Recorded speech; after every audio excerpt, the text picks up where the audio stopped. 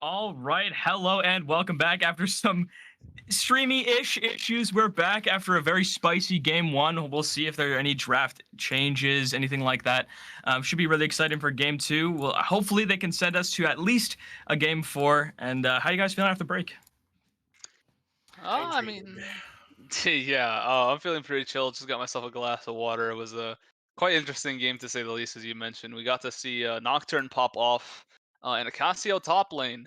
And the Yeah. Rocketfellas are the culprits of that, and they were able to take that first game in pretty convincing fashion after the first like 15 minutes or so. Yep. That was pretty nice. I'm wondering if the Rockefellers can keep it as spicy as they can.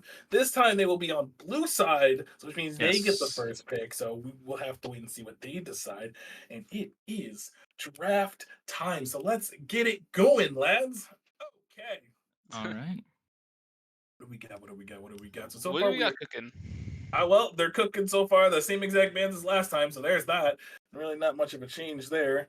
Mm-hmm. Yeah, okay, so really nothing to report. Still taking away that Udyr from Witch Doctors. I mean, you don't want them to have that naturally. Mm-hmm. Um, I don't know if there'll be really any adaptations because they didn't really have any problems. Okay, Rakan, I think, is a change from the first game. I don't think mm-hmm. they banned it the first game, did they? No, I don't think so. Nocturne is Ooh, the the Nocturne. adaptation. There it is. Okay, so Witch Doctors have decided you are not getting that Nocturne again. We'll see if Homeboy has like something cooking up in his kitchen. Because I mean, if he can play the Nocturne like that, I can only imagine what other carry junglers he can play like that. To be just completely frank with you. Mm-hmm. Yeah, where it's just like Nocturne's not even one of the better carry jungles that you could probably play, or at least not ones that comes to mind in the meta right now. So if you're already comfortable on something like that, it shouldn't be too difficult to swap it up and pick something else. But definitely have to see how they pan out with this draft. And it's a first pick A Soul coming out Okay, from the Rocketfellas. I do believe if I can bring up my notes real quick, I do believe that he does play Aurelion Soul. I need to check real quick, and the answer is no. So it's actually Witch Doctor's mid laner that plays a lot of Aurelion Soul. So taking that away, the Cho'Gath being picked up for their top laner makes a lot of sense. I noted here that he also plays a lot of that as well. So hmm pretty not surprised that after that first game they're like, okay, that didn't go so well. Let's pick comfort this time, and in a best of five, you just have to adapt. I mean, we know that Cho'Gath has been buffed recently, so him getting that as well, and oh my goodness, they Ooh. even get the Akali that they also play as well. So they're already throwing down the gauntlet. Like we are picking for comfort on the side of Witch Doctors, and I'm a little worried for Rocket Fellas this time. I'm not gonna lie.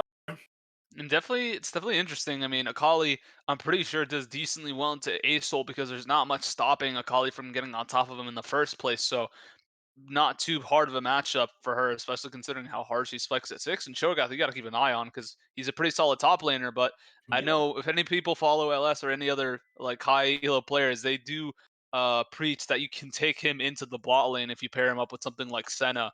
And we have seen that in professional matches, I believe in LCK, if I'm not LCK. mistaken. Is it So Rocketfellas support or Witch Doctor support that plays in it? I believe it is Rocketfellas. Okay, so Rocketfellas support is the one that plays Senna in the bot lane. It is also possible they could pick up the Ashe if they wanted to, but that's way further in the draft. So never mind, there goes that with them locking in the Nautilus. So still that lockdown potential coming in with the Camille ultimate and the Nautilus as well. So those are things that we love to see. The final pick for Witch Doctors. I mean, you see what their support is. You could pick their support hero if you want to, or you could take away a an 80 carry that's like high in priority right now. I don't hmm suspect they will. Never mind. There's Saya. Okay. yeah. Like I said, I decided to pick up the Zaya. I mean, that probably throws out the possibility of a Cho'Gath 80 carry uh just out the window. So it probably is just gonna be Cho'Gath up in the top lane. Maybe jungle, maybe like praying and hoping, who knows. But that's definitely an option there. But hmm Zaya, not nothing to scoff at. And definitely you can pick much worse 80 carries into a Nautilus considering her ultimate. Indeed. So these are things you got to be aware of because of that ultimate of the Zaya. It's usually ideal to try and burn it first before you try to hard commit everything on her. Because if you try too early or too soon, she'll pop the all of your damage is gone, and she just kind of throws the feathers down and murks everybody. And we've been seeing across a multitude of leagues that she can pull out some really disgusting damage. And then now it actually brings me to the next point of Witch Doctors banning the Jinx, which has typically been the answer into the Zaya. So taking that away will force Rocketfellas to pick something else to make sure that they can get that consistent 80 damage. And I'm not gonna complain. I think you probably pinched the jingle pool. I call the jungle the jingle jangle when I'm playing my games. But Thresh being taken away, pretty good here. So I'm looking at the 80 carries that are still open. There are still a lot that are options. I mean, Kaisa is really still good. I mean, I guess you could pick Zeri. I mean, I personally wouldn't. Aphelios is an option here too, but I would honestly hope they pick the not the Zaya, the Kaisa instead. I'm also just a big Kaisa fan, so I would like that. True. But second phase of the picks, what are we gonna see? What do you think? What are you thinking? Whew, is it? Oh, they decided Oh, going for Tarek support. Already a pretty solid pick into the Nautilus and the Camille, especially. Just lots of dive, and Aesol just kind of comes in and does what he wants. But if you got a Tarek ultimate by your side, it can really put a hamper on that whole play. I mean, hmm, for the Rocketfellas, as far as ADCs that go well into Zaya, I mean, you can pick Caitlyn, you can pick Ezreal, something that can outrange her or doesn't necessarily have to commit. I mean, Ezreal with Nautilus, especially if he goes PTA, is an option, but the couple seconds left to decide to draft, and they're going in Jarvan, for a J4 hover, and a he lot does of get picked engage. up. They have a lot of engage. I mean, you have the Aurelion Ultimate, you have Camille. That's where I will leave that. You have Camille, and then you have Nautilus with his billion different engage tools as well. They still have to pick an 80 carry here, so I mean, I wouldn't say the pool is. Oh, Sivir is not a pick we see very often anymore. Okay, Yeah, okay.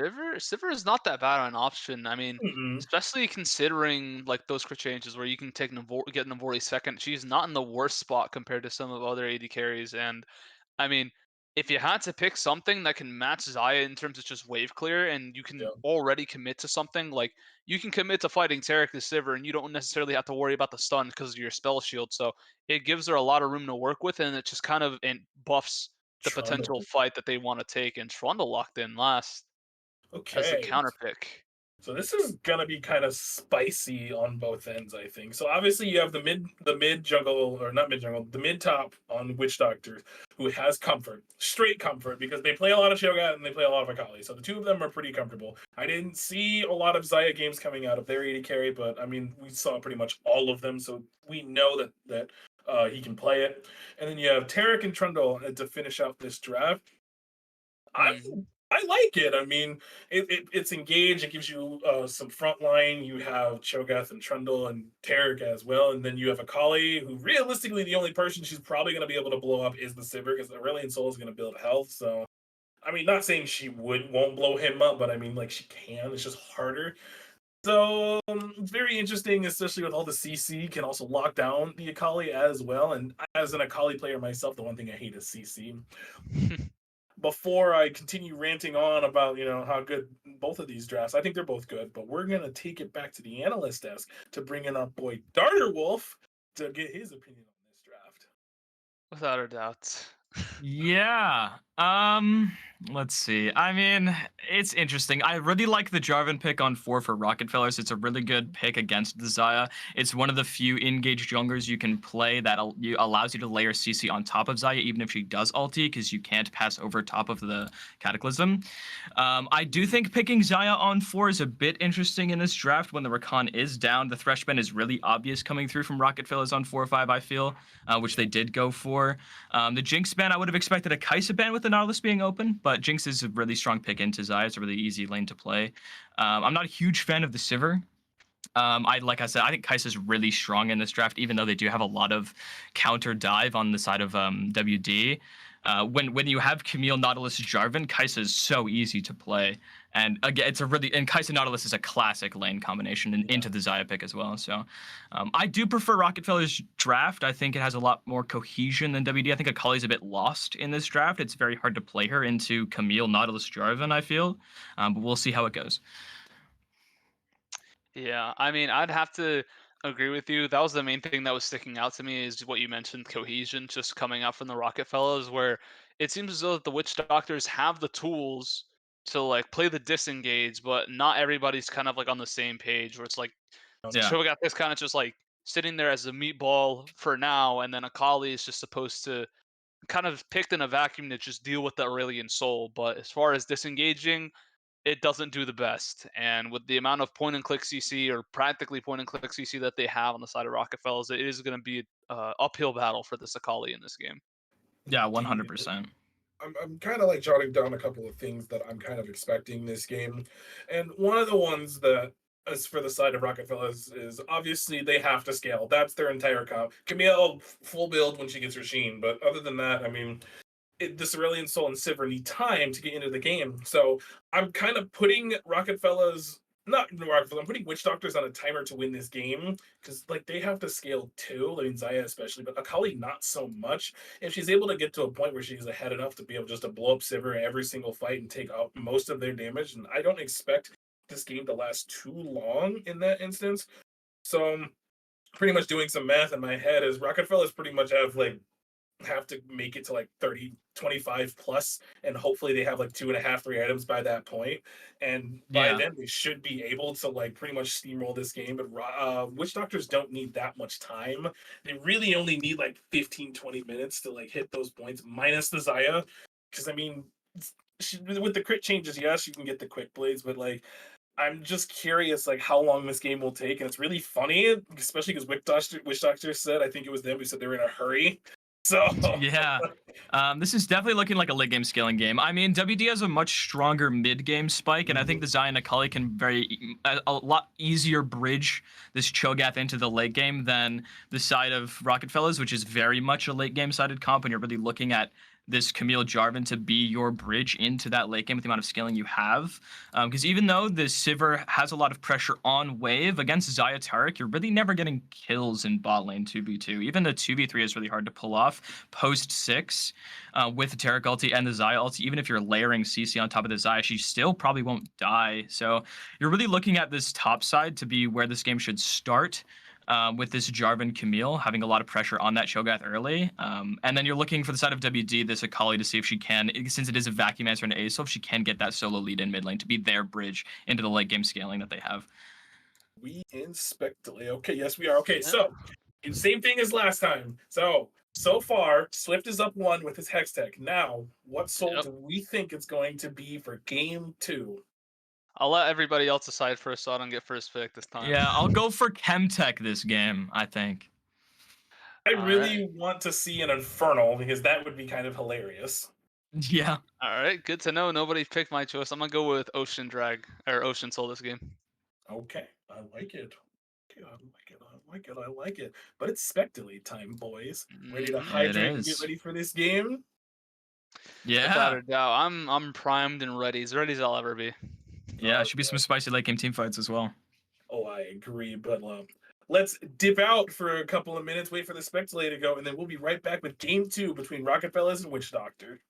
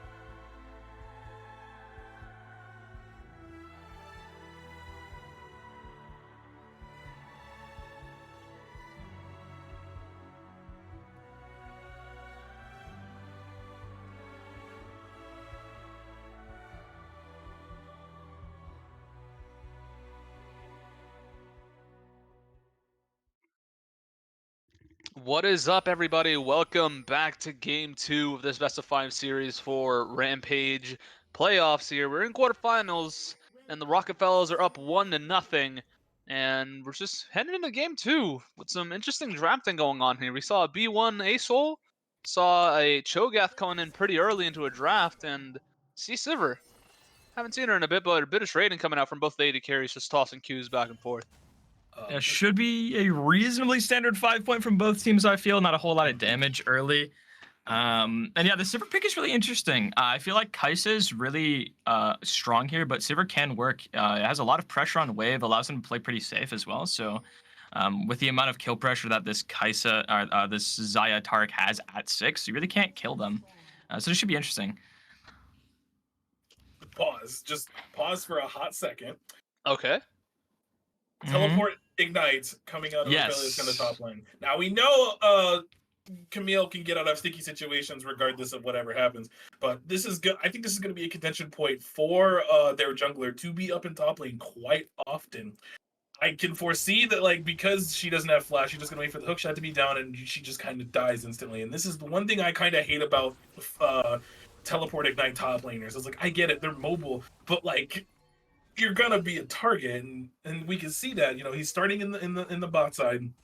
Will most likely path over, and Taric. Okay, I thought he was gonna go around and get a cheeky stun, but no, I am wrong. So the wave will be cleared in the bot lane, and yeah, okay, the push will begin in favor of Rocketfellas. They're looking for a hook already. This is cheeky. Yeah, Taric just keeping right in front of this Xayah, not letting the hook angle go through. Probably took stun level 1, and Goose already aware that if he throws that hook and it connects, he could get punished pretty severely.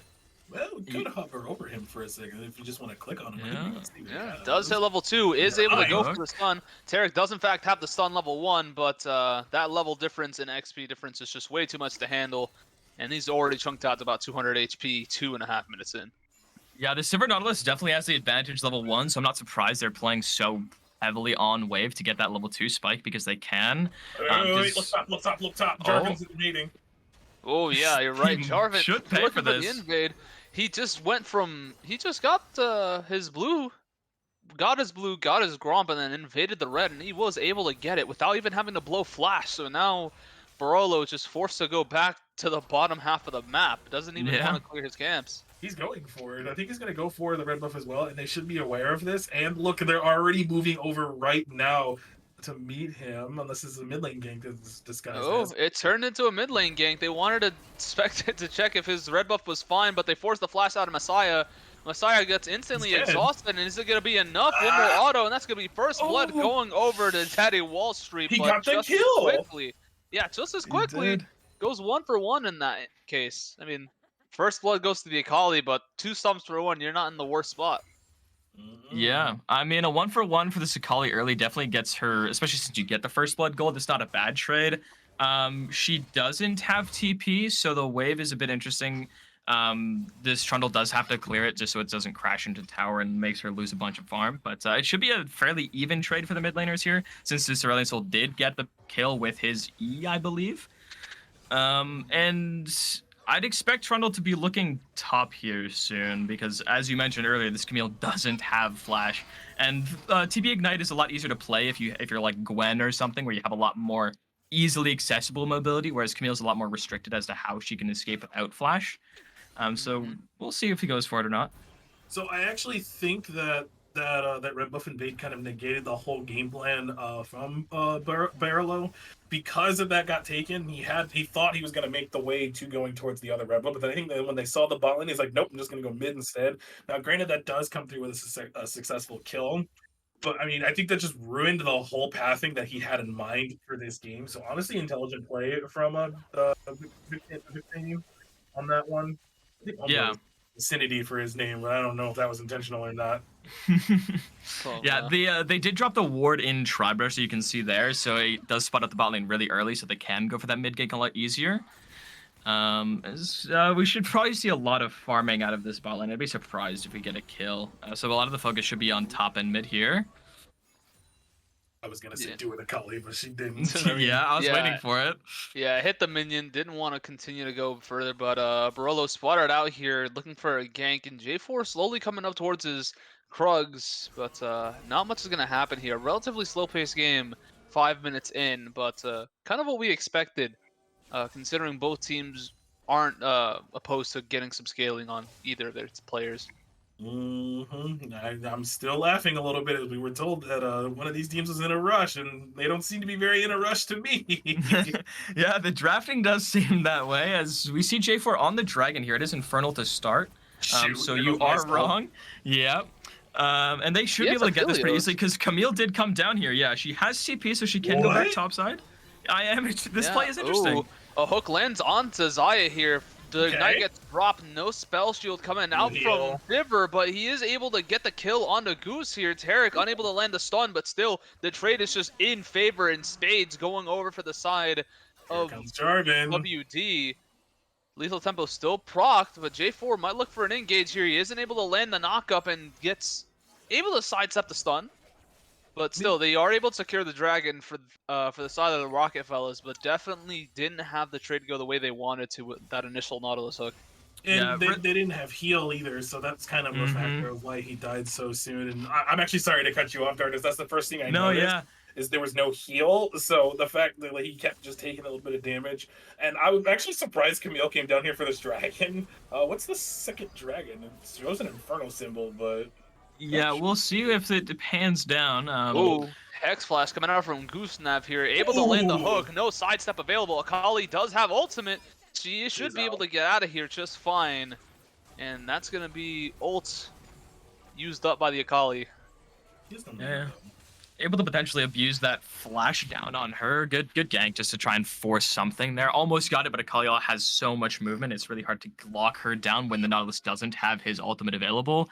I was going to say that Sivir had really good movement in that fight, because if she did get clipped by that stun, it would have been a double kill for them. So good job on her to not get give that over. And we'll see what this Jarvan decides to do. We probably will get some action in topside here soon, as this Camille is shoving in. Yeah, there she is. Oh, the silence. Yeah, pretty solid trading coming out from Lint Roller there up in the top lane, making good use of this Shogath. Ooh, stun does come out and hit the Nautilus. Auto trades going back and forth between Cherix and the Zaya here. Spell Shield does get baited out, doesn't want to eat the Blade Caller, but Kite King just keeping it for himself. Definitely coming out ahead in that trade there. The mind games from Kite King there, and it's like, when am I going to pull back the feathers? And it baits out the spell shield. So now with that being down, Sivir has to play a lot more carefully. I believe the initial cooldown's like 20 seconds, I believe. I actually can't remember off the top of my head.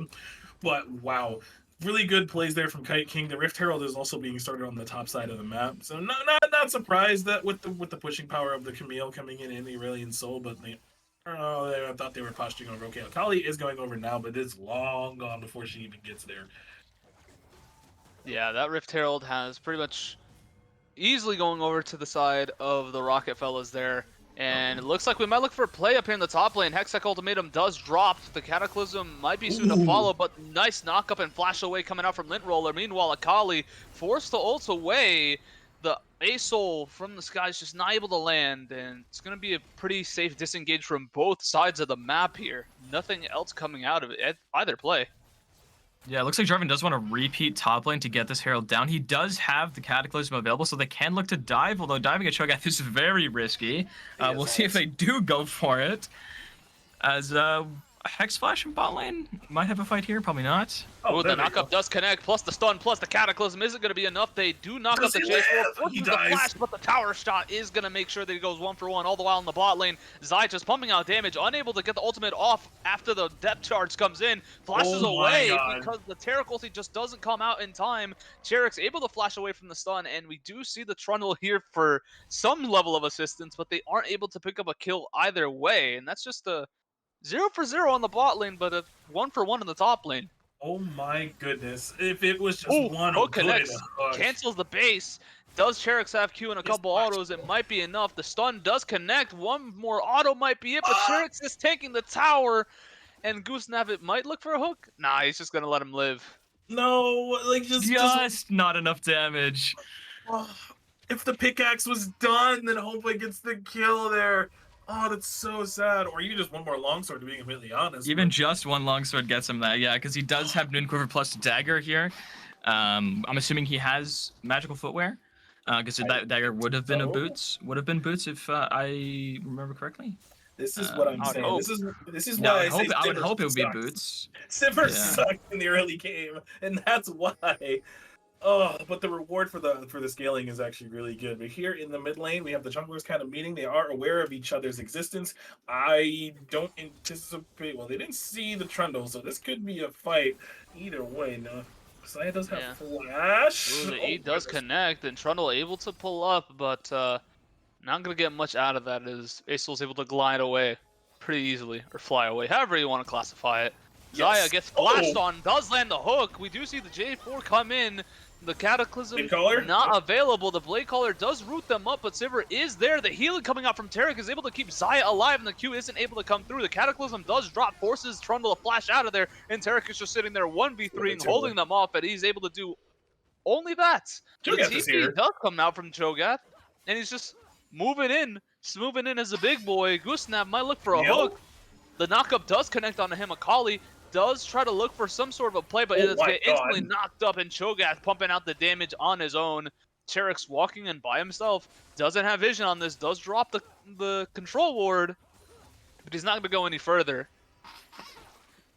Yeah, with the low health, he can't really get punished for walking up like that. So really good positioning to try and force them off this dragon to get it secured. And it is a Chemtech Drake, so I'm also wrong. And yeah, I was going to say Phyllis can just sit in top to just get this top tier one down because Cho'Gath did burn TP for this bot play. Luckily, he got a kill out of it, but still not a great trade, giving over this Camille another 2 plates and first turret And gold, first as turret. well as the dragon over for the side of Rocketfellas. So really good play altogether for the whole map for them.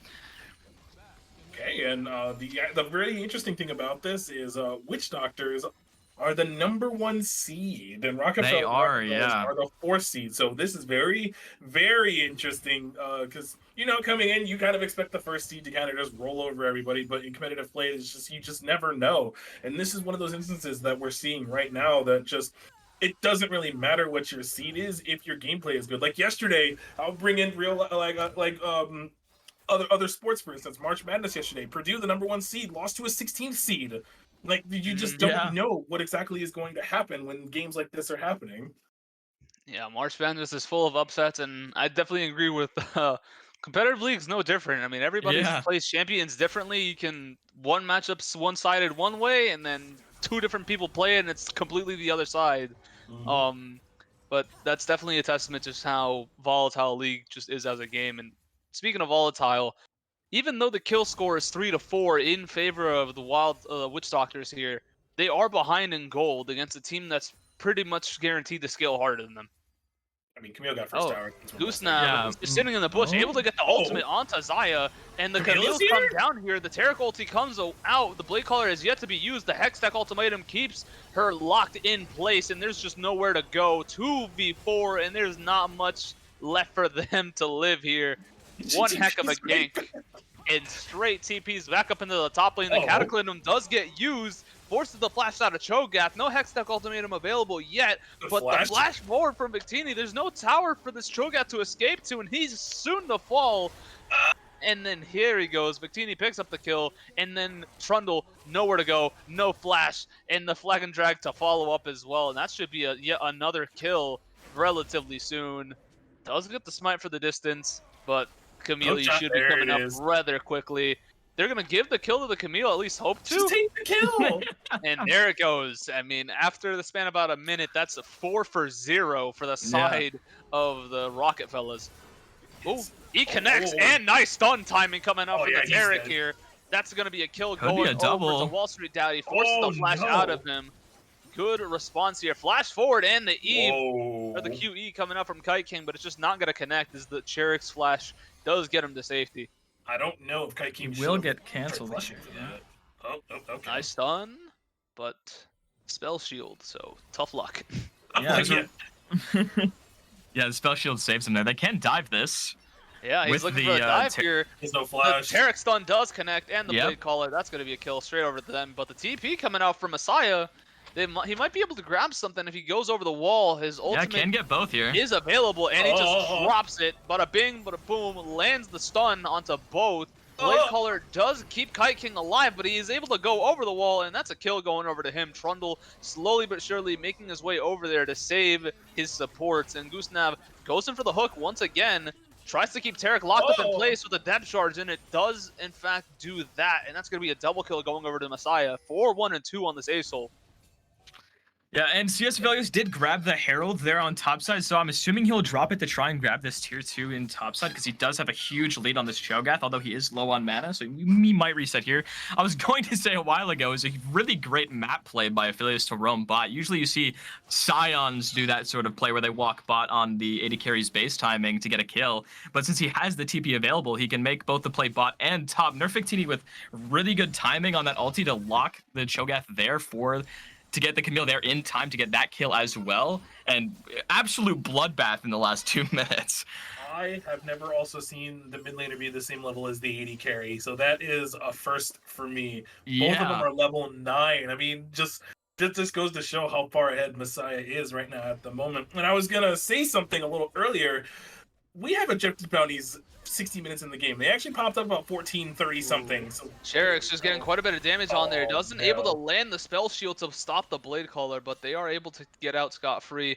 But sorry to cut you off. Something I do want to bring up for you guys to talk about is the drag's coming up in about 30 seconds, and the gold lead 16 minutes in is pretty high. Yeah, this fight should be really one-sided as well with how ahead this Aurelion Sol is. You can buy so much space, and the Sivir is about, even though she's even with the Xayah can't really play up in fights. So the Sivir has a lot of just natural space with Jarvan, Aurelion Sol, and this Camille is so fed as well. Although she's going to play a lot of top pressure to make this Drake play even easier for them. We'll see if there's a fight here. Herald. Stun gets thrown onto Messiah, and they are able to bait out the flash out of Messiah and the locket from Goosenav here. They are able to pick up the tier 2 top tower as it's going to continue to push. Lint Roller forced to go up and respond to him. And Akali looking for a potential flank, clearing out some wards. Goosenav stepping up to Tarek here, able to get the TP. Yeah, the TP is coming out from the Camille. They are able to land the stun onto Tarek. They are able to get the Tarek ultimate out here. Yeah, massive ultimate coming out, but they are able to get the pick onto the Tarek. Cataclysm dropping onto the Xayah. She gets blown up extremely quickly. Akali making short work of the backline, but Sivir is able to stay alive just long enough, and Victini dragging out the rest of their team, forcing them come back to Asol. And as you mentioned, Asol is just completely untouched in that fight, but it's still a relatively even fight as both teams went 2 for 2 with all that happening. Yeah, their jungler is still up, but he's too low to even try to contest for this. Aurelion Sol will honestly just melt them if they even try to go for it. And the homeboy was just left open just to do whatever he wanted throughout the entirety of that fight. Just Messiah just being that big, I won't say meatball, just that big, you know, like how in D&D, how you have that big bad boss. That's kind of what Aurelion Sol is right now. Like, they just can't get to him, and like he just does so much damage.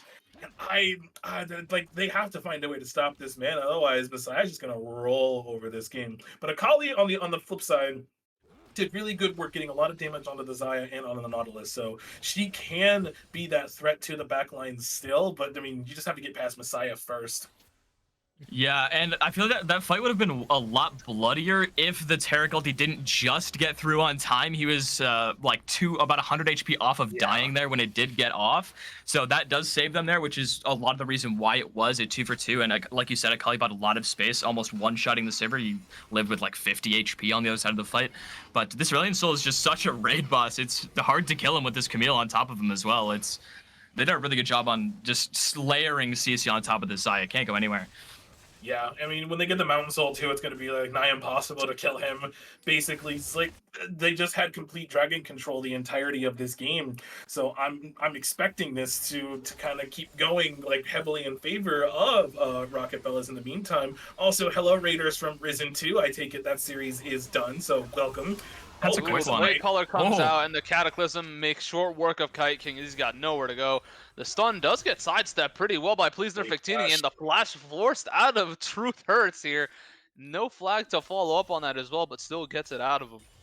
Yeah, and he died. The Xayah died with both flash and ultimate up. I just wasn't expecting the damage to come through that quickly, I would assume, because he got 100 to 0. Does we have a fight here in topside? Yeah, nice death cards. Yeah, they are able to pick up the kill into the Taric before his ultimate does come out. Akali does ult further, but I don't know if she's going to be able to follow up. She is able to get the second charge off of her perfect execution, but it's just not going to be enough as Barolo does drop really quickly as 4 members just swarm on top of him, and that They can look for jungle is just Baron not here. his. Oh, they can. You're right. Aurelion still has TP. He can push out this bot wave. He can push out top, and they can look to take this as they are. Yeah, they're going to. Yeah, It's a it'd be really pretty good play simple. on top side. It secures them Baron, and we're going to get a Soul most likely in 23 minutes for them, and it is Mountain, which makes this Aurelion Soul even harder to kill for them. So if they give that Soul over, it's only gets worse from here. We have a 9k gold lead into just under 21 minutes. That's gross, and Baron is now secured by the side of Rocketfellas. They are trying to end this quickly. They also apparently have dates tonight, and they want to end this series just as fast as the other team does. So good on them. I mean, now they just have to chill for the next couple of minutes. Use this to do. I think they're going to do a 1-3-1 here, especially. I mean, with Camille, it's obvious she's going to split, but I think Asol will also split as well. And then the rest of the 3 will probably create pressure in the mid lane to get that last tier 2 tower that is there in the mid lane. So I'm expecting maybe one more big fight, or just maybe even a pick happening, and that will create a lot of pressure on the map. But this game is looking to be over potentially in the next. I'm gonna be cocky here, and I think this game is gonna be over in the next like 5 to 10 minutes. Yeah, I'd be willing to call a sub 30-minute game here if they keep going on this pace. And yeah, they with the strength of Camille and Asol, and they both have their teleports available, they should go for the 1-3-1. The Sivir's super safe on mid wave with this Jarvan and Nautilus, and they don't really have the damage to kill her. So, and yeah, that is what they're gonna go for. This Asol might rotate early. We'll see, but yeah, this Camille can very easily pressure a side lane. So at the very least, you'll want to 1-4 with this comp. Yeah, they're sending the Akali also to deal with the Camille. Oh my goodness.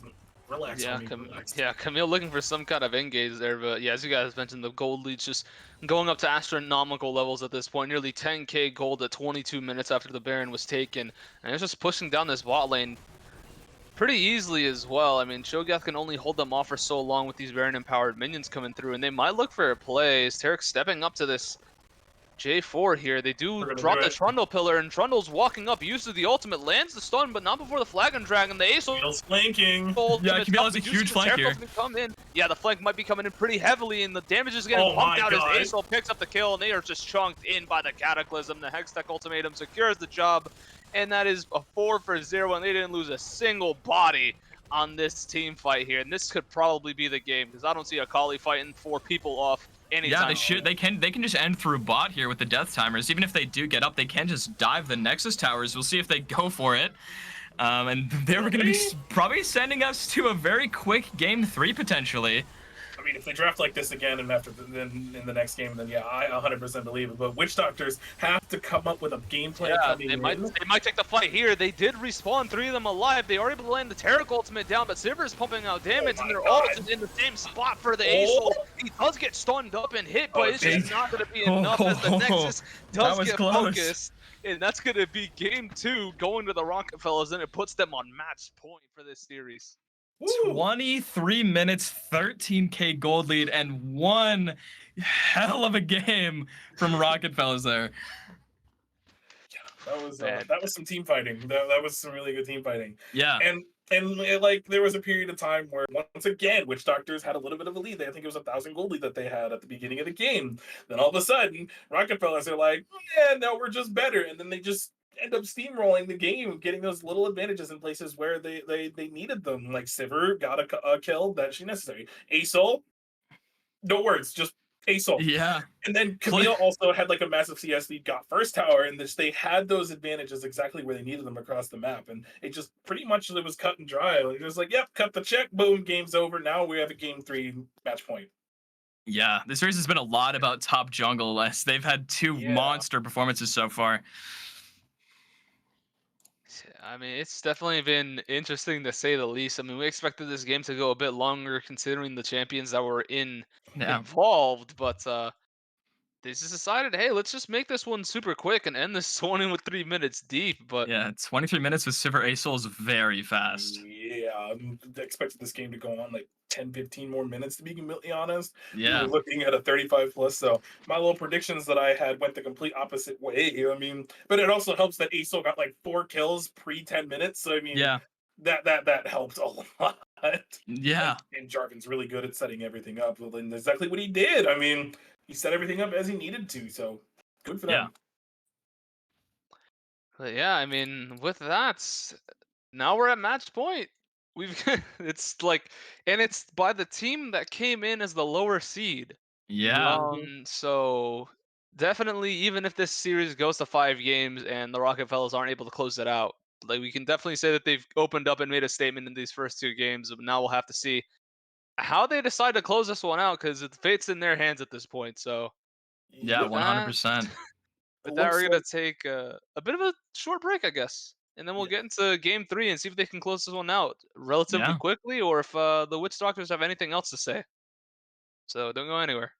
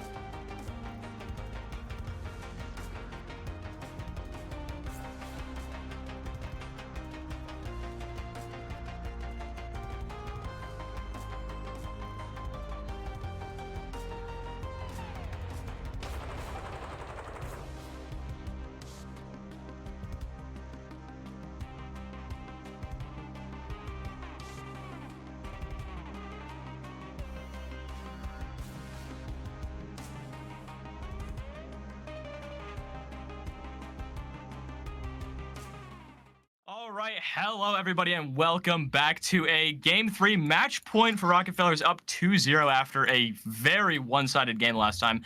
We'll see if there's any changes in the draft, see if either team does anything different. Do you guys think it's going to be a 3-0, or are we going to Game 4 after this one? At this rate, I think it's going to be a 3-0. The way they're playing is just better.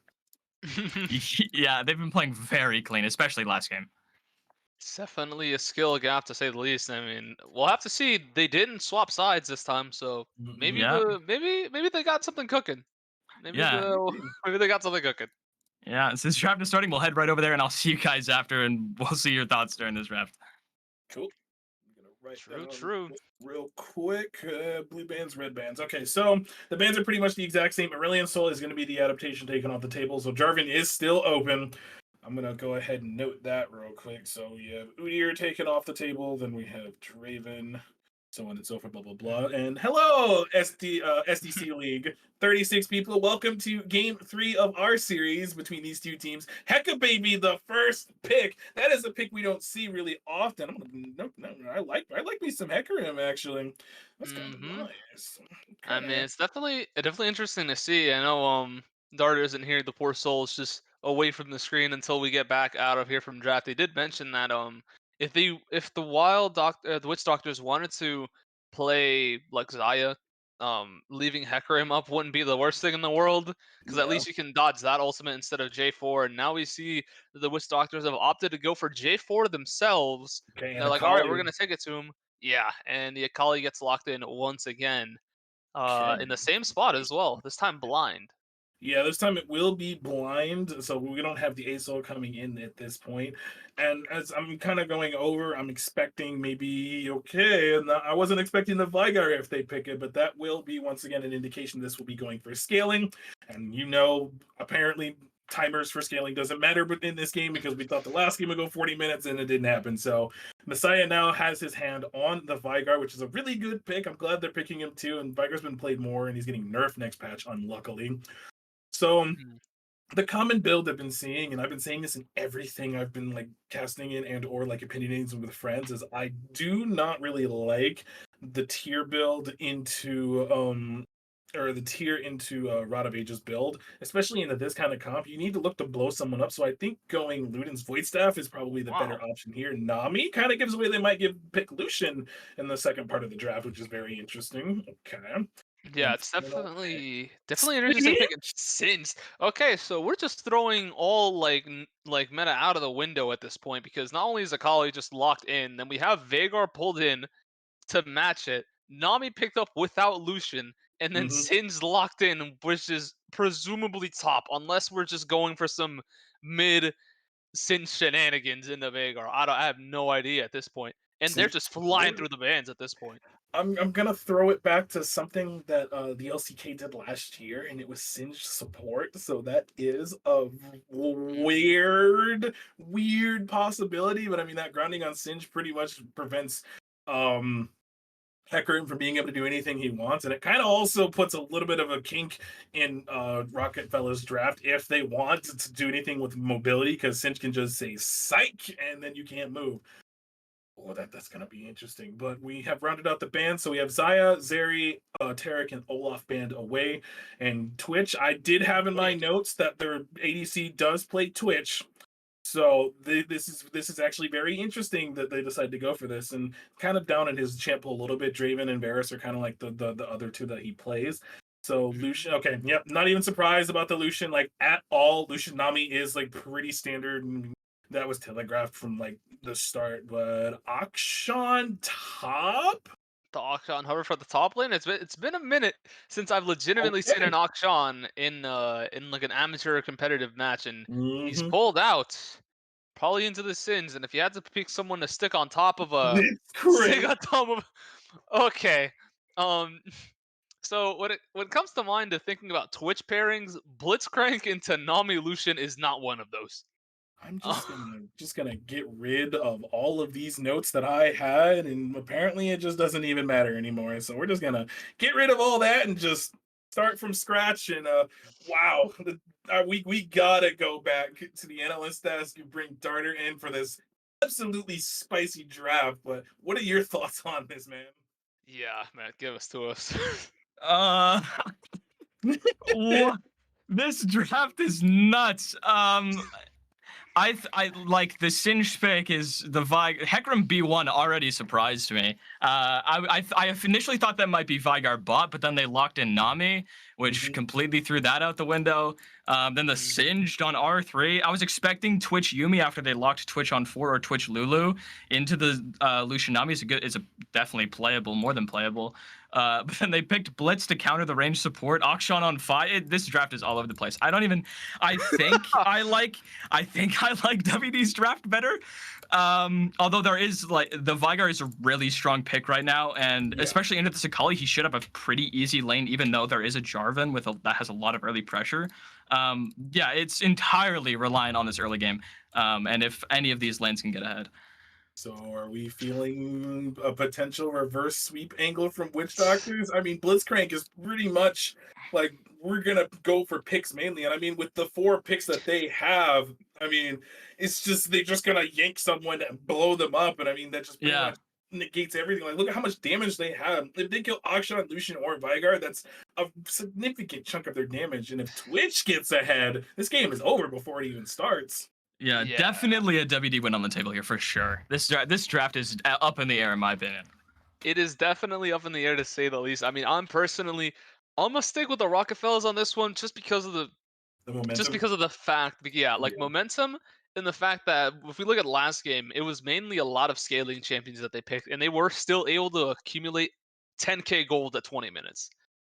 And Yeah, that's with just scaling champions. Now you got Hecarim, Nami, and Lucian and Akshan. Like you guys excel at doing some like plays early. And when I'm looking at WD, I don't see where they're fighting early. Like yeah, J4 maybe, but Akali's not that strong. Sins is just like a gank setup, if anything. And I don't think anybody in the world expecting Twitch Blitzcrank to be the powerhouse of a of a bot lane that's going to be getting you yeah. kills on repeat. So Yeah, we'll see. No. It's definitely interesting for sure. Yeah, my money's on Rocketfellas for this one, I would think. I don't know what's gonna happen. I think I like I'm trying to rationalize in my head. I mean, because we have a ranged top laner, but the issue is the Singe will get tanky, and they don't really have a tank, and maybe Hecarim will be building tank. So if you don't, they don't really have much of a front line, and then you have Singe, Jarvan, and Blitzcrank on the other side. One Yeah, of those 3 people is just gonna run at you and just like throw you into the enemy team, and you kind of just insta die, especially if Hecarim decides to go a damage build. So I think Rocketfellas are they. I think the draft is spicy. They do have a really yeah, fun and spicy draft, but I do not know if they'll be able to handle this if they get behind. So I'm kind of once again, just like last game, I'm putting it on a timer, and that yeah, timer might go completely out the window. So I think they have until these 3 champions that Witch Doctor have till they get tanky, and then that is it. If once they get tanky, I don't think it is really like will be very playable unless they have like Lord Dom second. yeah. yeah. It's definitely gonna be really hard for sure. They do have a lot of damage though with Vigar and Akshan that can shred these tanks. This Lucian will have a hard time as this game goes on because I'm expecting he won't build Kraken Slayer. At least I hope he doesn't, Mhm. because he's very killable if he does. Okay, so Certainly the case, man. And I guess the only one other thing I'd want to add is yeah. just the way I see this draft is WD is practically just living and dying by the Blitzcrank because they're just going to be Yeah, playing off of the facts like, okay, the later the game goes, the more a pick is going to matter, and these guys are Mhm. all relatively short range or at least in range for Blitzcrank to look for something. So if they don't get some sort of lead going in the early game, or if they are just able to stabilize, and they're just going to live and die by the Blitzcrank. And I guess that's what they need to pull themselves out of this rut that they found themselves in. yeah, And now it is time because we are in Spectale. we Hmm. Which are. Dragon Rift are we going to get this game? Yo, I'm sticking with Ocean. It didn't show up last game, so I have a feeling it'll show up this game. Surely this time it'll be Infernal. This time. With this game, it would be really spicy if one of these teams gets Infernal Souls. I hope it is. I agree with you. I'm actually going for a Cloud. I'm thinking it's going to be a Cloud Rift and kind of BM us all. Okay.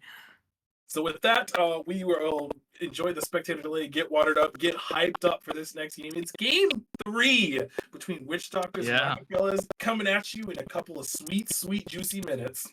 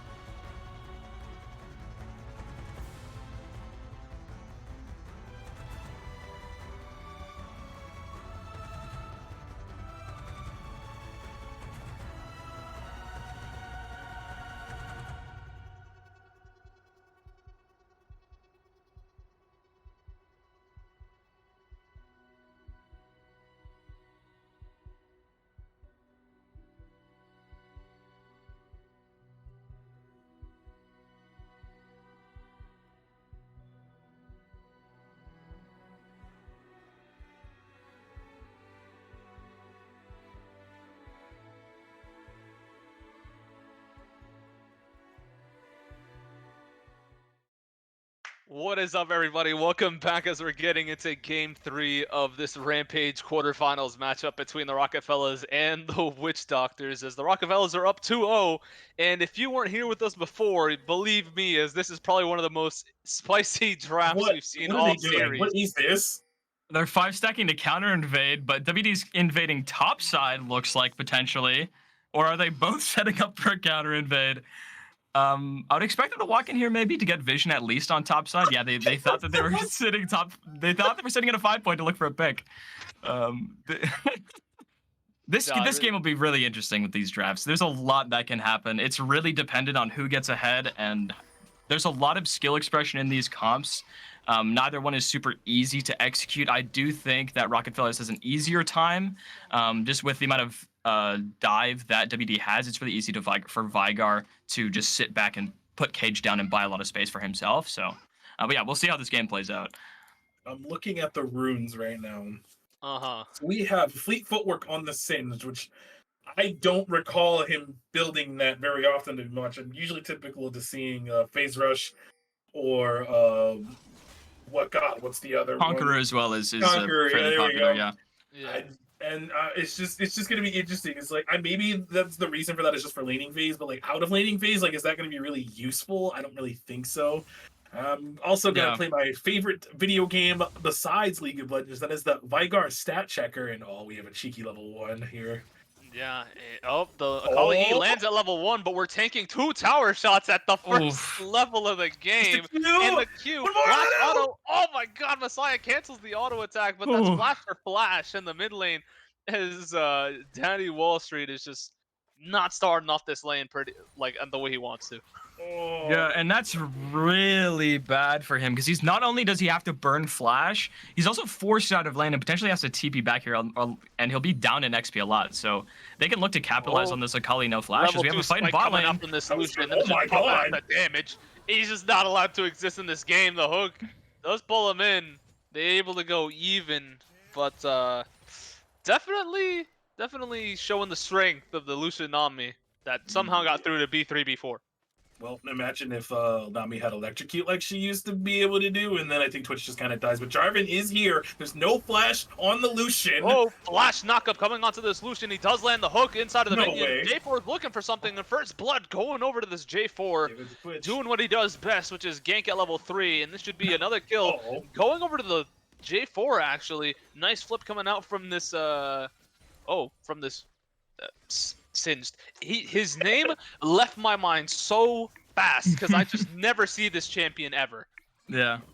I would like to say, especially after last game, neither top laner has flash.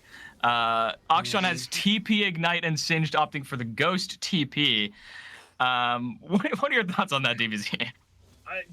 I hate it. I mean, I get it, I guess. I mean, the only thing Singed likes to do is run away anyway, so I mean, the ghost kind of makes sense. Akshan has I'm gonna just tether around you because I'm cool and can do it forever. So, I mean, I get it, why not bringing Flash.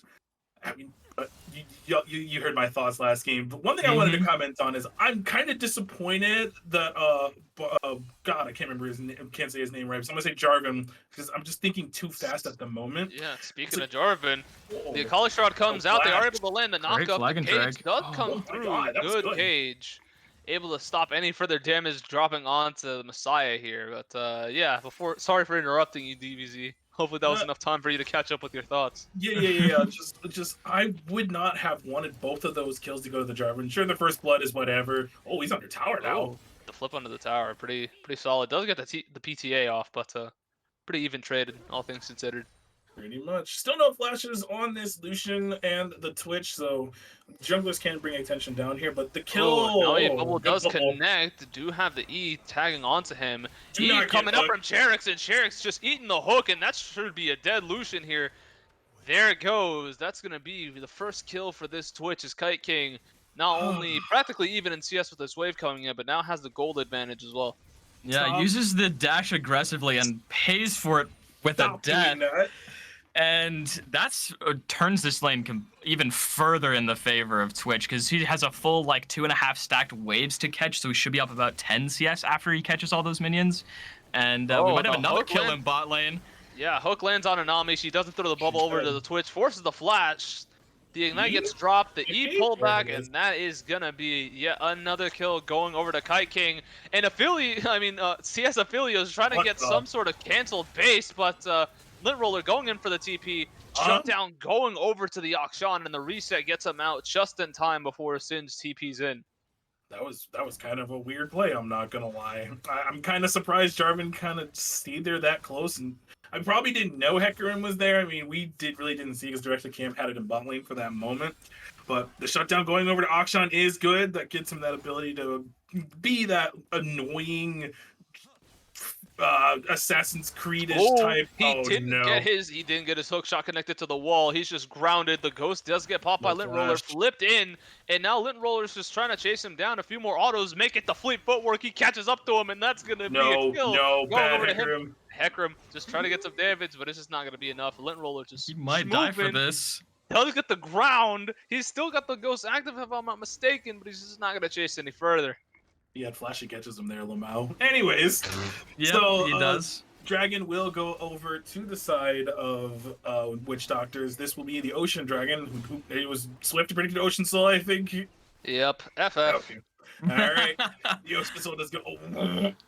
So one thing that's gonna bother me a lot, especially in this game, are players that just continuously disrespect the Blitzcrank hook. Yeah. Like, Lucian has no business dashing into the waves or out of the waves the way he does, because that just opens up an avenue for Blitzcrank to hook an Undertower like he's done twice now. So you would think at this point, it's like, okay, we need to chill, not make the aggressive play, only play in the minion waves, and that's when you'll avoid getting hooked under tower like he has been. Yeah, especially since he doesn't have the flash up. Eing outside of wave you're just asking to die. Even though it is Twitch, not a whole lot of damage early, you can 100% die for plays like that, especially if that hook just lands, because really, I mean, his flash is coming up soon, so he might be able to get away with it, but he is really behind now. Twitch almost completing the Blade of the Ruin King soon here, probably about another 2-3 minutes. Twitch will be full build. Yep. So, and then you'll get punished even harder for, even if you don't get hooked potentially, just Eing forward, catching a Twitch W. Now, one thing I will point out is that, they are down 800 gold, but Witch Doctors have had a lead before that they have kind of just gone completely lopsided because of 1-5.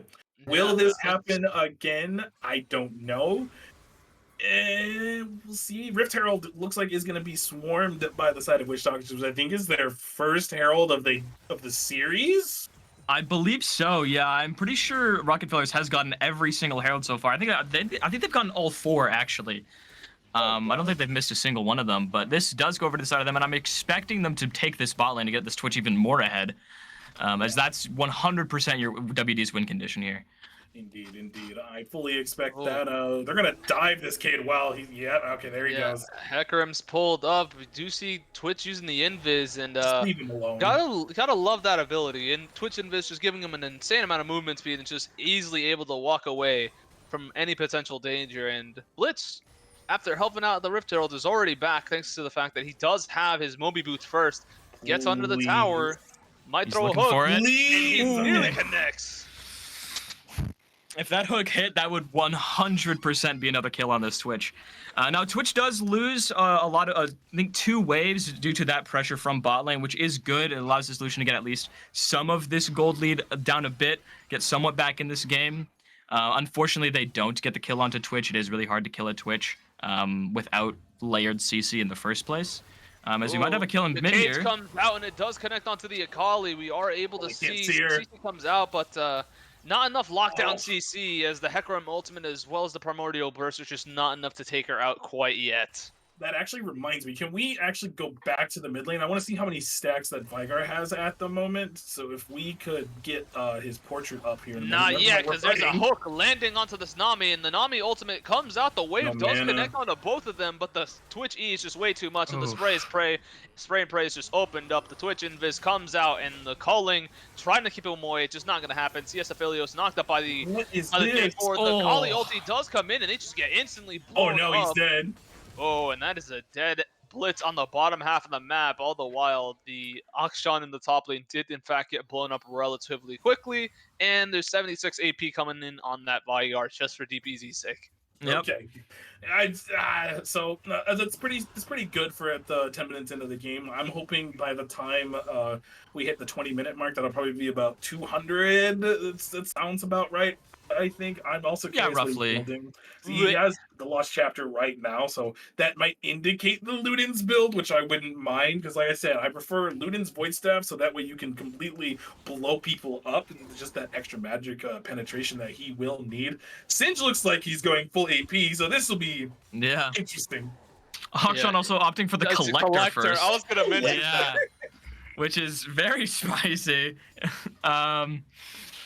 Oh, wow. Yeah, Twitch does finish his Blade the Ruined King here in the bot lane, and it looks like Lucian is going for the Gale Force this game, which he should be. There's a lot of things he has to dodge. Although the Gale Force doesn't save him from J4 ulti, he does have a dash of his own to get out of it, so he should be more than fine. And the Veigar, with the Lost Chapter, he can still go Everfrost. I hope he goes Luden's, but it is still on the table, as Herald is dropped in the mid lane here. Okay, more gold to the Akali. So that kind of takes it a little back to what we saw. We have weird movements happening in the jungle. Not sure why Lucian and Nami are in the blue side, but they're going to fight. Ooh. Lucian does do a bit of chunk damage onto the Blitzcrank, does get him down to about 2/3 HP, but the Dragon is spawning up. It is going to be a Chemtech Dragon, if I'm not mistaken. Could be blind, but you can tell me otherwise. It is, yes. It is, Yeah, but you do see Blitz looking for a hook and nearly connects on the Veigar. Max range just barely out there, just doesn't get the lollipop, but other than that, they're just going to dance around this Dragon in the meantime. I would think it is WD's Dragon here, because it's really hard for them to contest with this item breakpoints in bot lane, the Switch having Blade Ranking finished and Lucian not having his Mythic yet. So, and yeah, it should be theirs for free. We'll see what the soul is on the map in a second here. See who's right. Cloud Soul. It's Inferno! I was right. Let's go. And that's a really good soul for WD. And it gives this Twitch a whole lot of damage, more than he'd already have.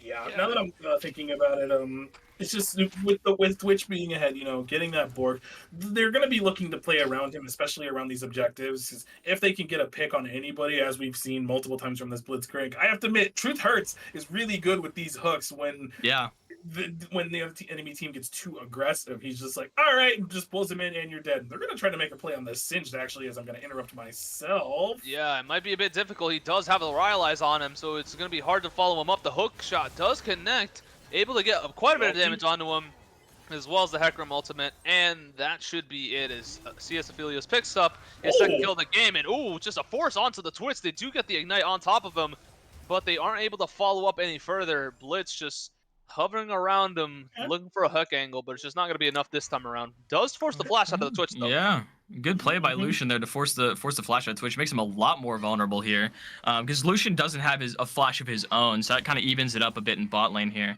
And I mean, Nerf Victini can look to abuse that, 100%.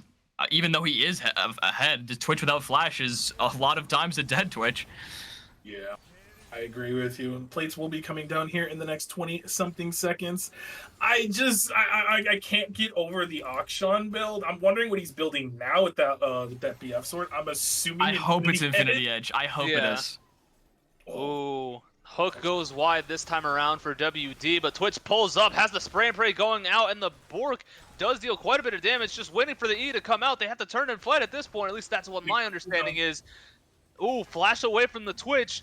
Shot is pulled up for the roam, and that's a shutdown going probably to the most fed player on the team. He should get both here. Oh, not quite. Ooh, does get the flash out of the Blitzcrank, dodges the hook, but CS Aphelios is making a name for himself in this game, considering he has 3 of the 4 kills of the team. And him himself has evened up the gold lead. Yeah, 2 games in a row now we've seen him make a bot lane play on 2 champions who wouldn't necessarily expect it. Akshan is a little bit more usual for this kind of play, as he's known for his roaming power. But that's Akali is here. The solution can be dead. No mana, no flash. Yeah, absolutely no mana to dodge this out. First instance of the perfect execution, and the E is more than enough to take him out. What can you do? Yeah, I mean, 300 gold to the Akali. I mean, you'll take that. It's like, okay, well, they overstayed. That's just a classic case of Veigar is dead here, because I see Blitzcrank roaming over. Potentially, yeah. Oh, He hits the hook. Blitzcrank pulling up.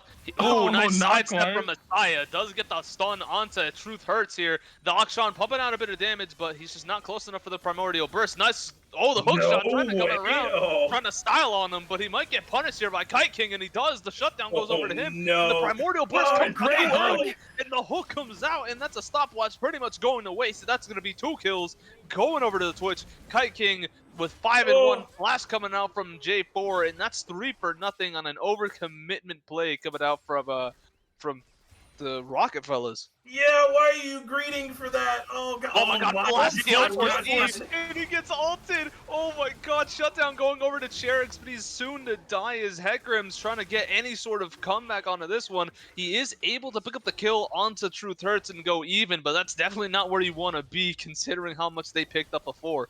Please And relax. instant TP. Yeah, they're just going to keep the fighting going at this point. CS Aphelios unable to continue the fight as the Rylai's after the flip is just too much for him, but still quite the number of fights. This game is way bloodier than the last. I didn't think we have a chance at that as he's going for the kill. Again. Maybe he might go for the dive here, actually. He has the Ignite available. No, he shouldn't. You really should not go for this dive, I don't think. I mean, the wave was being thinned out by the poison too much, and the Rylai slow also assisting the Singed on that one. With the way he's been playing, I wouldn't put it past him. I hope so. So 40 seconds to this next dragon, and if it's kind of like game 1 at this point where WD did have the first 2 Blitzcrank caught in between 3 different people, does get hit by the cage, and that's the Primordial Burst on Messiah. Picks up his first kill of the game and adds a couple stacks to his Dark Seal while he's at it. Akali does get swatted up by the Heckrim, gets hit by the charge, but Blast Cones are away. Doesn't want to go any further than that. Yeah, like I said earlier, this Veigar did opt for the Everfrost. Nice Veigar cage, but nice Shuriken doesn't flip. catch him out. And yeah, that is an Infinity Edge on the Akshan there because he does have the pickaxe. I'm curious to see what mythic he goes here. If he goes for potentially a Gale Force, I hope he goes Kraken Slayer, but we'll see. Oh, the teammates are split up. The Akali perfect execution does come in, but she doesn't have enough damage to catch her out. Flashes away, and that's going to be a kill going over to Cherix. All the while, Akshan is pulled up to the fight, and him and Heckrim blow up the Twitch. Another reset coming up from this Akshan, lands another hook shot, and Jungler's got nowhere to go. CS Aphelios gets his 4th kill of the game, and that's a 3 for nothing going for the side of the Rocketfellas, and this should be the 3rd dragon going towards them. This dude was cooking. I take it back. Oh, 100%. Was cooking. This dude is an absolute champ for this build. We were all like, Akshan top, that'll be interesting, especially into the Singe, but CS Aphelios is like, yeah, I'm better than all of you, so... And he's 4-3. He's been getting kills with this collector, so he's been playing very well this series. I mean, and not only that, like the bubble from Goose there was huge. Not even giving a single kill over, and the Akali committing all of her spells, including bubbles, man. Speaking of bubbles. Whew. Nearly had a play coming out there, but we do see the Shurelias coming in. They want to look for a fight here. They are able to get the perfect execution. The first stack going off, but the Shuriken flip doesn't connect. The calling zones are away and forces it away, and nothing else is going to happen of that. But yeah, like you said, it's just extremely bloody, and that was a really nice bubble coming out from Goose there. Yeah, we're at 23 kills in 18 minutes right now. I love it. There's only one other league in the world that does this kind of gameplay, and that is the LPL. That's what I'm feeling right now. I mean, it's definitely been an intense game, to say the least. I mean, multiple kills on a lot of different members from both teams. We do see the Infinity Edge. This build, he's going for the pickaxe, so it can be either Kraken Slayer or Gale. He's going Shield Bow. Okay. I mean, that makes sense. You don't want to get the Akali or the Twitch. So. Yeah, protection from getting one shot, especially with the lack of frontline you have. Even though this Hecarim is like somewhat beefy, you don't exactly have peel. So yeah, the Shield Bow definitely preserves the shutdown that I'm hoping he'll get again. True. What can't you believe, DVZ? Hit us with it. We have. I'm gonna be honest. Like, we probably haven't seen Akshan in weeks. If I don't know, I don't think Rampage League has seen it at all. Not Certainly even been a while, yeah. Even in competitive pro play, I don't think we've seen it at all either. I'm gonna have to double check that eventually, but just the way that CS Aphelios is playing this, He got his farm lead in the top lane just as he needed to, but then he didn't really try to fight the Singed. He would poke out the Singed, yes, but he didn't try to like all in him unless he knew he could do it. So that's like knowing the limits of your champion, and that's something I was mentioning recently to someone where you just have to know the limits of your champion to be able to outplay and like be that individually good player that you can be. And like here he is now. Ooh, yeah, just trying to pump out the damage. That's a lot of damage on Quarter 2 health. autos. Yeah, quarter helps him with just PTA in his queue, but something I did want to mention, like we're talking for a lot of this game is like, who's cooking? Because this draft was definitely cooked up somewhere. Yeah. Someone who's definitely not cooking is Cherex, because for some reason we're going second item Yeah, rapid fire I after don't these know, grid man. changes. Yeah. I see so many Lucians go second item RFC, and second item to Void Quick Plates is just so much the damage. call As we might comes have an in, but engage he might here. get Oh, no. figured out. Oh, he Nice. uses the dash afterwards. He does get eaten up by the Cataclysm, but we got to look at the bot lane here as CS Aphelios and Hecarim pick up a kill, and the bot lane of the Rocketfellas is able to escape a 3-man jump in the mid lane. So overall, 1-0. They don't lose anything out of that fight at all. Yeah, the only thing they lose are their summoner spells, which can matter later on as we get to another fight here. But for right now, they escape with their lives and get a kill in bot lane as a trade. And there's the shutdown on Akshan that I mentioned.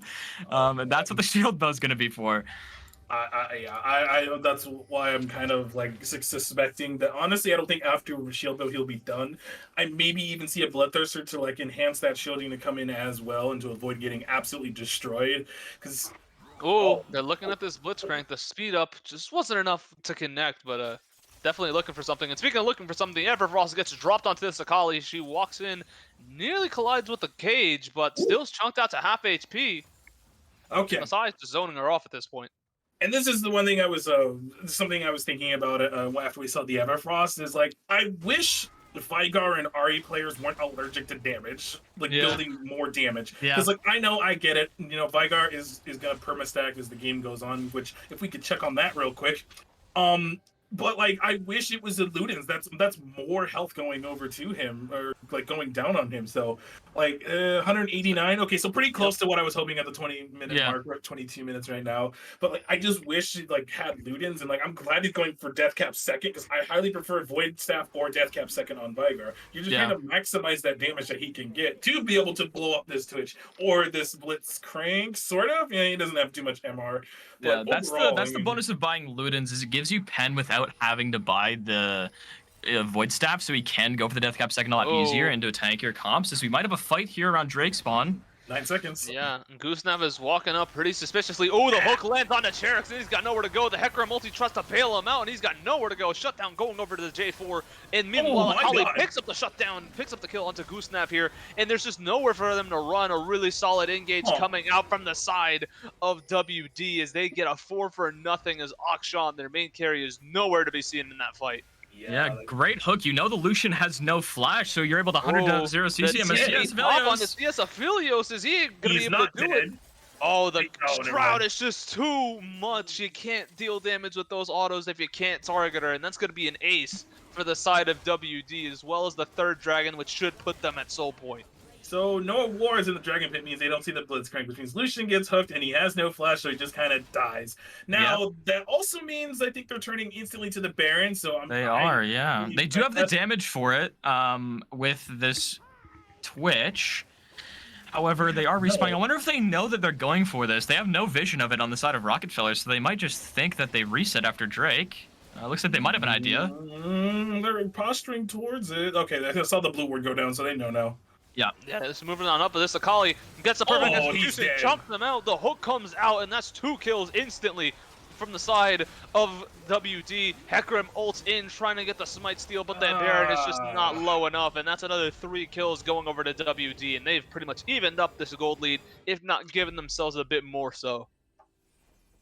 Yeah, after this early game, Wall Street's been playing really well in these fights, and this Jarvan 9-2-4, 3 items completed for him now. One of the most fed members in the game alongside CS Aphelios. This game, the gold lead is completely evaporated. Now we're down to just under 2,000 gold to the side of WD after that Baron.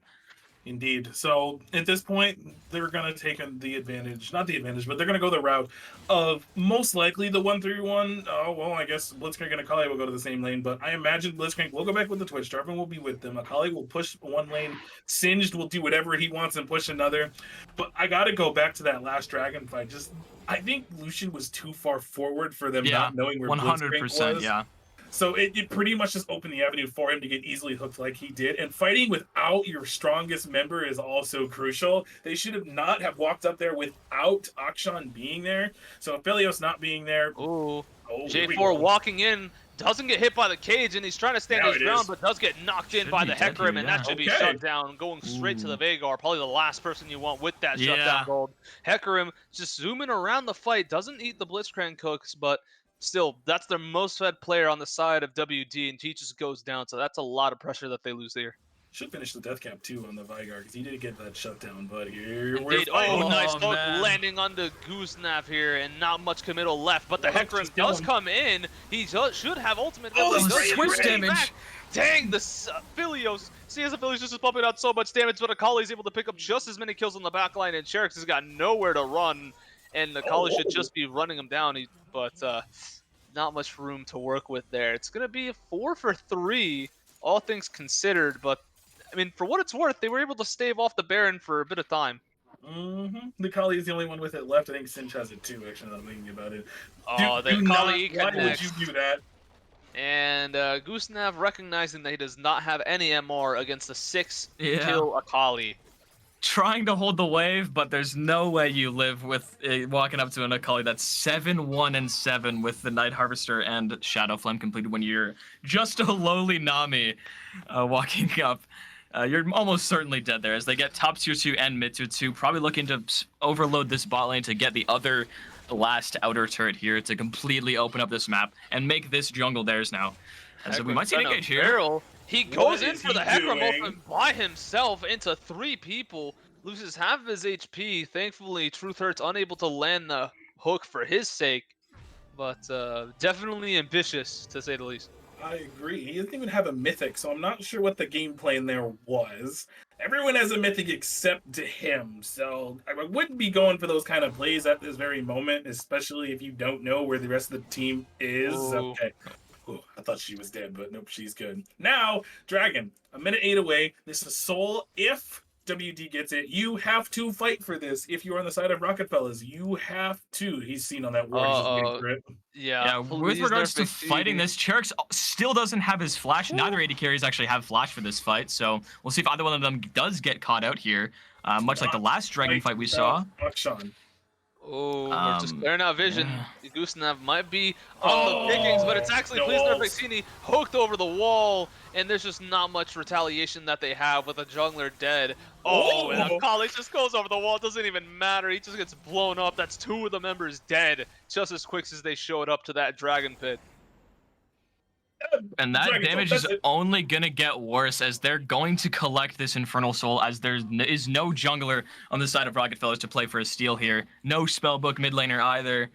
And that Infernal Soul on this Twitch and this Akali is going to hurt a lot, especially with the lack of frontline that Rocketfellas have. Yeah, now it makes you wonder I mean, not saying that the auction was a bad pick, but not building tank anyone on Hecarim, was that really a good idea at this point? Because you're kind of just getting instantly deleted when you try to do anything. Oh Blitzcrank my might be god, dead here. Blitzcrank over the wall, Hex flashing, and he does spot out Cherix. They're just zoning them off. They just cannot contest that dragon whatsoever. That's going to be Soul going over to the side of WD, and CS Affilios just trying to recoup any sort of the losses as he gets the top tier 1 and picks up a objective bounty for that. Yeah, they'll get it as a consolation prize. As this gold lead is now increased to just under 5,000 gold. It's actually just under 4,000 gold. But yeah, if you look at this bot lane, there might be even on items, but this Twitch definitely hurts a lot more at this stage in a lot of fights. Yeah, especially with the Infernal, so it's going to be even more. Yeah. And the one thing, one of the commentaries that I like, especially from from pro casters and whatnot, is they actually say that the gold lead is inflated when you get a soul. So Yeah, in reality, while yes, it is 4,000 gold, with these dragons, it makes it seem like it's probably 6 or 7K. So Yeah. it's crucial that you have to get these dragons, and making that crucial mistake on that soul point fight is the reason why we're in the position we are in now, where they're down 6K. Akali is rampaging the map, is what I will say, and Twitch can just do whatever he wants in the back, and they're just prepping for Baron at this point. I mean, Yeah. Rocketfellas can't contest, so I think they'll try, but like they really shouldn't. I think you just kind of turtle.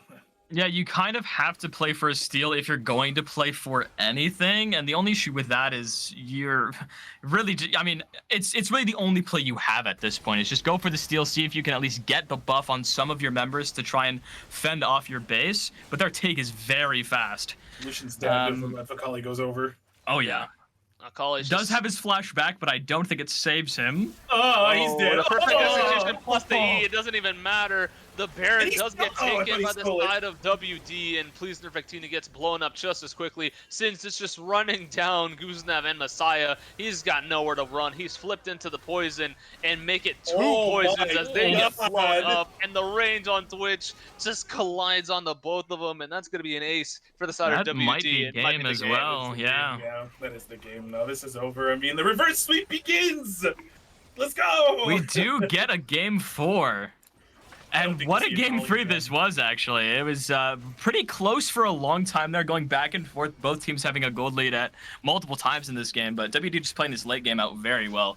Yeah, Yeah, I don't think we'll see the Akali again in the next game. I mean, she just was a menace. Good old Daddy Wall Street coming in, proving his agency on this champion. I even had it in my notes before we started the stream that this dude does play a lot of Akali, so something that they'll have to keep in mind for the rest of this series. And we're Ekram going in. They're trying to go for a final stand. He does get flipped, is able to get the my onslaught of God. shadows out, but it's all for naught. The Akali Oh. goes in, blows up the Nami. Is she gonna get the blow up onto him, onto the Lucian? It's not gonna happen, but the hook does land onto the Wait. Messiah. Lucian's Lucian's getting damage out. Okay. He's pumping out the resets. He's getting the freaking kills. Oh my God, the hook shot isn't gonna be enough. Make it so. And they stop the push for the Nexus, and it seems like WD went a bit overzealous on that one. Ooh. And that's an didn't even see the shot like ace at the Nexus. I don't think they can get very much off of this. There's no objectives on the map, but they definitely keep the game alive. And with a Veigar, any amount of game time is good for him. So as he can keep stacking, he did finish his Zonias here. That is a lot of Magi stacks gone on this Akali. That gets rid of some of the damage at least. And that is also Lord Dominic's Regard finished for this auction, so he's now on 4 items. Lucian also opting for the LDR here, potentially Sorelda's. I would assume it's an LDR, but we'll see. I think so, yeah. I mean, just getting as much gold as he can into his back pocket. We're 32 minutes in. I want to see the Veigar stacks now. It should be about 250 or 300 stacks at this very moment. So let's find out. 307, okay. Yeah, 307, yeah. Pretty on the nose. That was impressive. Wow, go me. But they need to reset, spend this gold they just got. I didn't see who the shutdown on the Akali went over to. I don't know if it was Veigar or Lucian who got it, or even Akshan, let's be real. But wow, I mean, just what a base defense. I mean, but it was just an overcommit from the side of them. With the Akshan having his full build, I think he might have gotten both shutdowns on the Twitch and the Akali, because he just finished his rapid fire cannon. So he does a lot of damage. He's actually the most fed member in this game in terms of item completions. And yeah, it is a Sorelda's for Lucian, which does help him kite. And I mean, there's not a whole lot of full tanks on this team aside from this Singed. And Jarvan does have the Thornmail completed, but you're not... The Sorelda's helps you buy space for yourself with the lack of frontline you have, so I do like that buy from him. And this Elder is up in a minute. We'll see if there's a fight before, most likely just fighting over vision. I have my eyes on this Blitzcrank to see if he can find another game-changing hook. Yeah. As he's done so many times. Hecarim's pulling the trigger on this one. Akali does have TP available, and she is TPing in. Blitzcrank staying alive for a mad long, but CS Aphelios gets hit by the hook, and they're all hitting the Cataclysm. J4 dies soon, but CS Aphelios is able to get the reset, and he is pumping out the damage. Lit Roller's got nowhere to go. Akali gets a huge execution, and they're forced to fall back. Lucian is able to make it to the base. He's able to clear out the minion wave himself, but Wall Street, Daddy Wall Street, is by himself trying to get some sort of a fight going. Oh, nice. No, he's dead. Nice Is he gonna go for it? out here. Does get the Shroud, is he able to get the auto attack off? He's just not able to get it. The cage comes out and the E does not connect. but still, it's a pretty even fight. Oh, the Hawk shot is going in. He is able to get the Hawk shot. He's able to get the reset onto him. Lit Roller's right there. The cage dropped in right after the blast cone, and he's soon to fall. And that's going to be an ace for the side of the Rocketfellas as they turn their attention onto this Elder Dragon. And this thing is melting just as fast as the hopes of WD. There's no way! They really don't want us to go to a game 4 here, as now they lead by 1K after being down by 6K just a few minutes ago. We have 64 kills in this game, guys. Oh my God. That's like pretty much 2 kills a minute. Like, this is insanity. Okay, I do want to point out, wait, something. He sold the collector and built Bloodthirster on Akshan. Jesus. I mean that's fine. I mean, I guess the collector was for those early kills, but at this point, when he has more and more damage, it's like, okay, don't need to blow him up anymore with that collector. I can just do it naturally with the amount of damage I have. And that's what I was saying at that dragon fight before. When you fight with Akshan, you win. That's just what they have to keep doing. They're gonna go on Twitch. Is going in for the ultimate onto the Twitch. He's able to hit him, and he's got the Elder Dragon, so he's forcing him to run, but the smite keeps him in range. The Akshan ultimate not coming out just yet, but it might be enough to kill the Blitzcrank. And it is. And now they don't have any pick potential left. They're just trying to push down the base. They are able to get the first tower and the inhibitor. And with this Elder Dragon, they're definitely looking to end this game right here, right now. Twitch over in the base, healing up. The cage comes out. They lock up the Twitch, and he blows up instantly. J4's got nowhere to go. And the bubble hits on the Twitch, and he goes down instantly. Akali's trying to recover this fight at all. But the Elder Dragon's just way too strong. And that's going to be this game, and that's going to be the series going over to the Rocketfellas as a 3-0, the first-ranked WD. What a match, and what a game at the end there. From a Nexus defense to a Nexus destruction, and a 3-0 for Rocketfellas heading on to the semifinals here in playoffs. That's the fight. That is a quarterfinal. Imagine if all 3 games were like that, to be fair. I mean, but this game in particular, it looked like it was pretty much like Witch Doctors were going to win that game, but they overcommitted at the Nexus, and they ended up getting wiped. And like I said, if you fight with the Akshan, you pretty much win. The last 3 fights they fought with him, and they just pretty much annihilated everyone. And there were so many moments where Akali looked like she was going to one-shot the entire team, but she just couldn't get it off with the CC that came through on the Hecarim and the Nami bubble, and the Vygar cage too. But wow. I'm still at a loss for words just because how fast that game just turned around right there. It was insane. Yeah. I'm looking at the damage now, and Twitch still had the most damage in the game, 37,000. So yeah, with the Infernal and the Akali just behind him at 36,500, and with the Infernal, so this Twitch pumps out a lot of damage in every single fight. But if you can't kill the Akshan, it's really hard to play. And this Lucian was pumping out a lot of damage in those late game team fights. But yeah, the WD was in control, in position to win the game, just overstaying a little bit too hard on the Baron push. I thought they could end there, but what a base defense from Rocketfellas, and what a game, and as a whole at the end there for them. Yeah,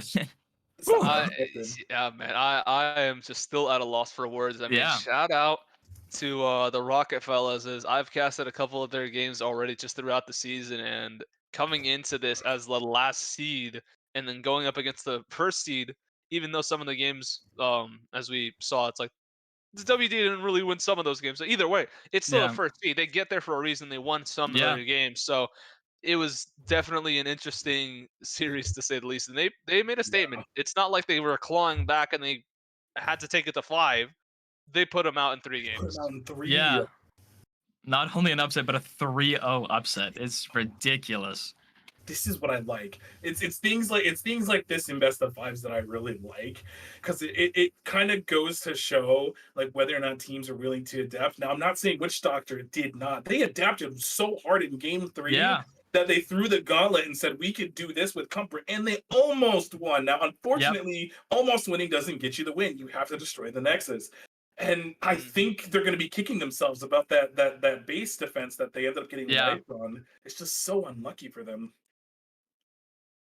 Certainly is, but I mean, at least from our end, can't complain because they gave us some entertaining games. Yeah, 100%. Do we have? Let me check something real quick. Let's see if there's an interview or not. Yeah, see if we can get someone in here. If not, then I think we'll just go ahead and end. But like overall, I mean, I'm that was insane. Like, just there were just several moments where on both sides, both teams, both players, like players on both teams, just made really disgusting plays. The blitzcrank hooks, just one by one, just getting that lead on the Twitch. Yeah. He thought that like that game was pretty much over. Then Akali getting a couple of kills and getting ahead on her end. Vigar not being able to use that AC to get ahead himself. But then it's like it looked doomed. Witch Doctors super far ahead. They were 10k gold up. They were 10k gold up. Yes, they were. Oh my god, they were 10k gold up. And then that unfortunate throw just started the momentum shift right back in the hands of Rocketfellas. Well done to Rocketfellas. 3-0 on them, coming in as the Group B 4th seed. And I don't know if we know who they're playing next week yet. It looks like we do not as of yet. I Okay. don't think so, yeah. Okay. Yeah, at least not for right now, but it's definitely gonna be interesting to see how they perform next week if it's Yeah. anything similar to this time, because then that just means we're in for some pretty exciting games. Yeah, it should be a really exciting playoffs if a lot of the games are even close to what this was. Like 70 kills in 36 minutes or something like that. Nearly, yeah. Crazy game. It looks like we are told that if we want to, we just contact Messiah if he wants to, if anyone wants to do one. So if you guys want to, we can set one up real quick. Sure, if they are willing, I'd like to get some insight into that game. Some of those Yeah. games they're drafting, it was there's a lot of things to talk about if they're willing. Okay, give me a second. Let me go ahead and message him. Go for it. You're the more how should I say, extroverted person. You're just like, everybody will get along with you, I'm sure. Uh, Okay, I went ahead and messaged him, so we'll see if he sees it first. But in the meantime, I guess we should cut it to like a small break. And then if we get an interview set up, we'll get it going. If not, then we'll come back, say, yo, not going to happen. Game's over. We'll see you guys next week. Fun stuff like that. So Yeah, let's wait and see if he messages me. So hopefully be back in a little bit. yeah, we'll see you in a bit.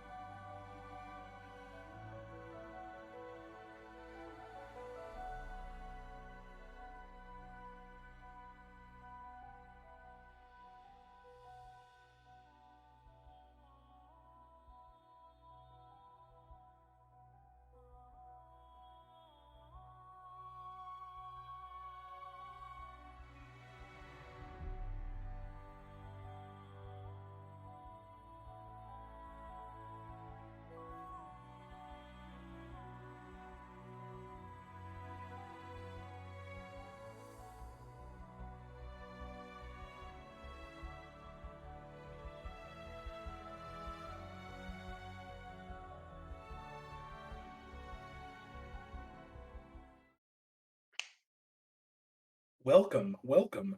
Guess what? We have a surprise for you guys. We have the mid laner of Rocketfellas, Messiah, here with us. How are you Yeah. doing after that victory?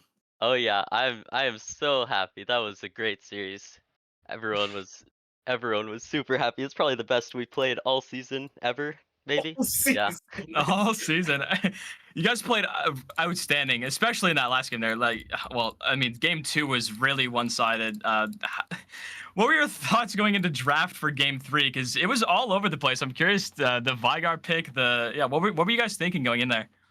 Well, we were thinking that the Vigar Hecarim combo mid jungle is super OP, and we were just gonna steamroll them with that. And my AD carry said his Lucian is insane, so I trusted him there. I don't Okay. know what happened, but it's okay. And then my top laner's been asking for Akshan top all season, and I keep saying no, but he's had a great series so far, so I was like, here you go, do your thing.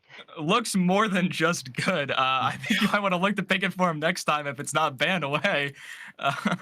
It was crazy game, especially game 3. It was nuts. Yeah, great job actually. It was really good. Yeah, thank you. Go ahead, Swift.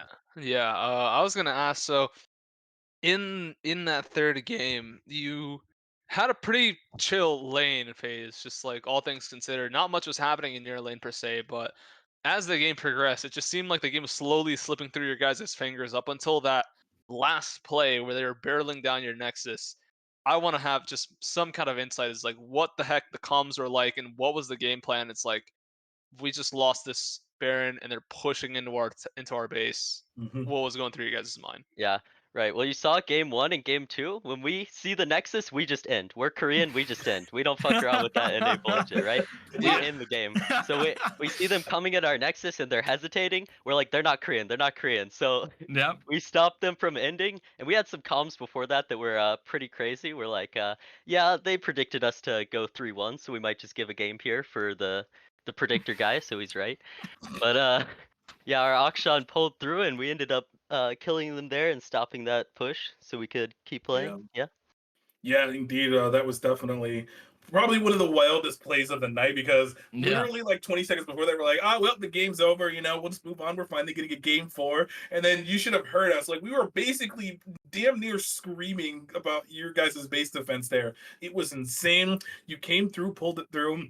Ended up also stalling long enough to make a great fight at the Elder, and it seemed like you guys also like adapted during the game because there was that Soul Point Dragon fight where you guys lost that fight due to, I know this is gonna sound like I'm flaming, due to mispositioning and not fighting with your Akshan. So like when you guys lost that fight, it was the comms like, okay, let's not do that again because clearly after every single fight after that, you guys were fighting with your strongest members. Yeah. I think what was happening was they kept warding over the pit, and they were trying to hook us with Blitzcrank while we walk into river and just kill whoever gets hooked, and then we lose the fight.